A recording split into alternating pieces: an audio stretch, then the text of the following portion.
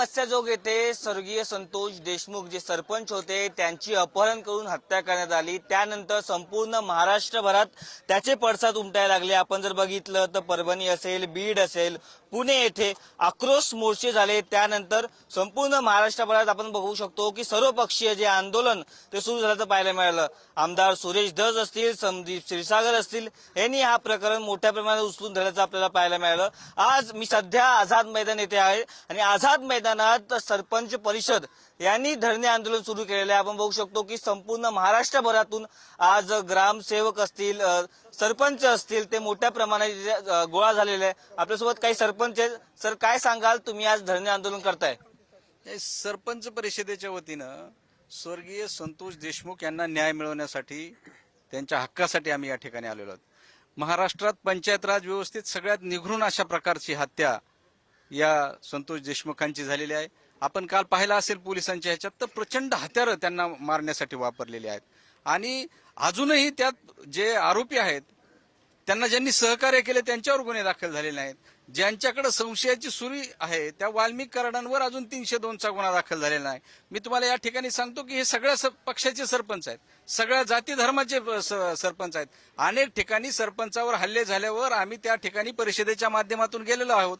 त्यामुळे इथं जाती आणि धर्माचा प्रश्न नाही, इथं पक्षाचा प्रश्न नाही। आमची मागणी आहे की संतोष देशमुख यांच्या मारेकऱ्यावर योग्य ती कारवाई झाली पाहिजे।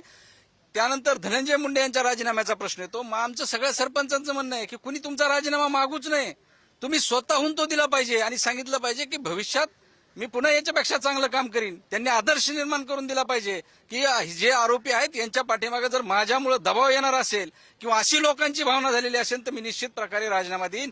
स्वर्गीय आर पाटलांनी ग्रामविकासमध्ये सगळ्यात चांगलं काम केलं। आजही आर पाटलांचं नाव या महाराष्ट्रामध्ये घेतलं जातं। एक साध्या त्यांच्यावर आरोप झाला तो दुसऱ्या दिवशी आराराबांनी बॅग भरली तासगाव गाठलं होतं। विलासराव देशमुख यांच्यावर आरोप झाले, त्यांनी राजीनामा दिला। अशोकराव सर, आपण कुठेतरी बघितलं तर या आंदोलनाला जातीय वळण लागल्याचं पाहायला मिळते। दोन समाजामध्ये तेढ निर्माण केल्याचाही आरोप कुठेतरी होत आहे। कुणी केलंय तेढ?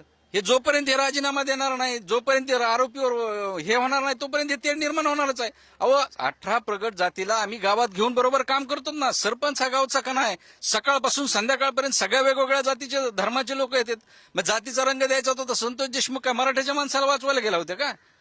ते पण एका दलिताला वाचवायला गेले होते। त्यामुळे इथं यांनी कुणी जातीचा रंग देऊ नये आणि जातीसाठी आम्ही इथं कुणी आलेलो नाही। इथं फक्त ग्राम विकासात गावात कसं काम करायचं, अशा चांगल्या घटना जर एखाद्याचं मारहाण झाली असेल, सरपंचांनी मिटवायला गेले असेल आणि त्याच्यावर एवढं वाईट परिस्थिती येत असेल त्याच्यासारखं दुर्दैव नाही।